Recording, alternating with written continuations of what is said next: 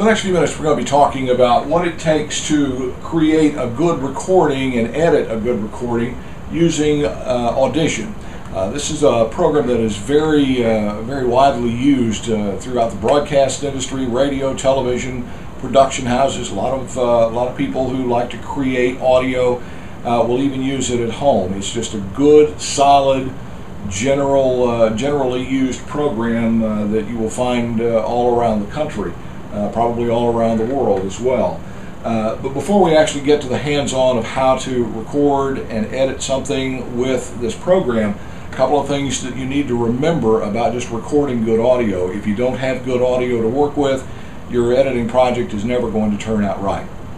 First of all, set and maintain proper recording levels. Whether you're recording with a microphone, you're recording from a playback source to something else, or you're out in the field getting raw sound to use. Always make sure you check your levels so that you have good quality sound to work with. When you're talking with a microphone, always talk across the microphone, never directly into it. This will help you avoid popping P's and help you avoid slurring S's. Use headphones whenever possible. This allows you to eliminate the background noise that's going on around you and really focus in and make sure that what you are recording is of good quality. And always save the raw or master track of what you record and then make a copy of that and edit from that copy. That way if there's any kind of a editing disaster, you still have the master or the raw copy to go back and make another copy from and start all over, and you don't have to go back and completely recreate the entire raw tape. Now, using the VU meter, this is what you use in order to get good levels for your recording project. If you'll notice, it has three colors in the meter. You have the green, you have yellow, and you have red. As long as your audio level coming in keeps it in the green, maybe it peaks a little bit in the yellow or the red, then you've got a good, strong recording. If it stays in the low green area, say half of the lower half of the VU meter, chances are your levels are too low to be able to use well. And then if it's up in the red all of the time, chances are it's going to be overmodulated and you're not going to be able to use it as well either. It's just going to be fuzzy or sound really scratchy and it's not going to work well. A couple of things to remember when you are recording. Make sure that you are monitoring VU meters on your microphone level, on your playback level from your MP3 player or your CD player, whatever it is that is your source into your recording. Make sure that the levels coming from both of those sources are good. And then also make sure that the record level is good on your recording machine. If any of these are off, then it's going to throw the recording off and you're not going to have a good quality piece of audio to work with. Quick note on VU meters, there are a couple of different types out there. The digital that we've already shown you, and then the analog on the right. The analog works just the same as the digital, except it has a needle inside the little bubble, and you want to make sure the needle does not stay up in the red all the time or stay pegged on the right hand side of the meter. Now let's talk about editing just a little bit. What you're going to do is we'll show you how in just a second here to actually start the record process, enter some audio, and then we'll edit a bit and save it. And what this will do, this is a stereo record system, left channel, right channel, and you can go in first of all and click on the little red dot down in the lower left hand corner. That will start your recording, and we'll start our playback machine. And you can see that the levels, I've already had them preset. We've got our VU meter down here across the bottom, and it's in the green. Once in a while it's up in the yellow and the red. So we've got a good strong signal. Our waveform here is not going out of the boundaries. It's just right on the edge, and we're getting a good strong signal. All right, we will stop the record process.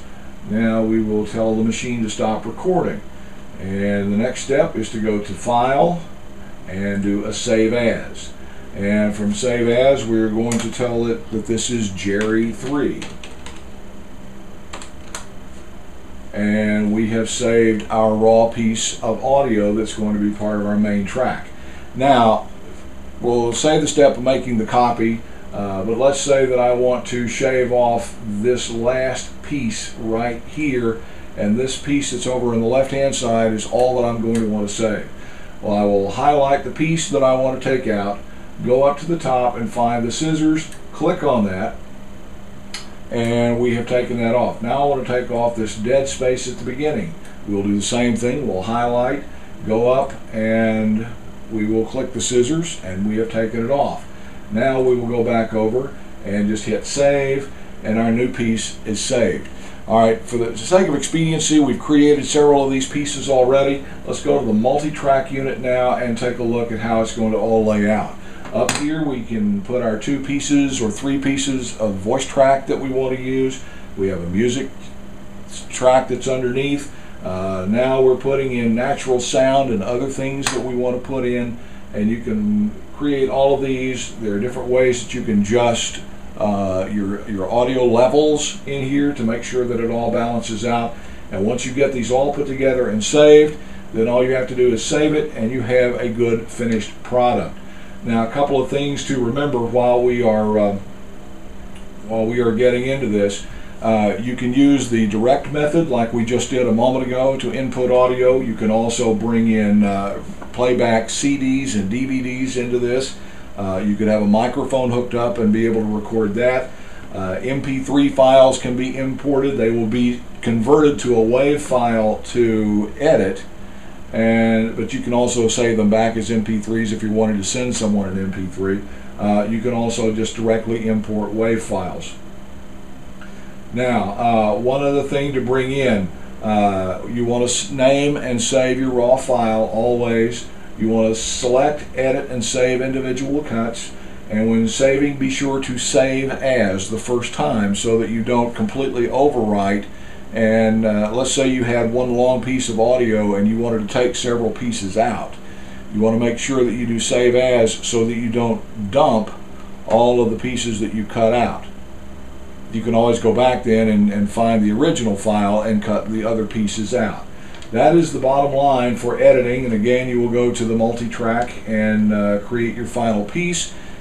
In a nutshell, that's how it all works.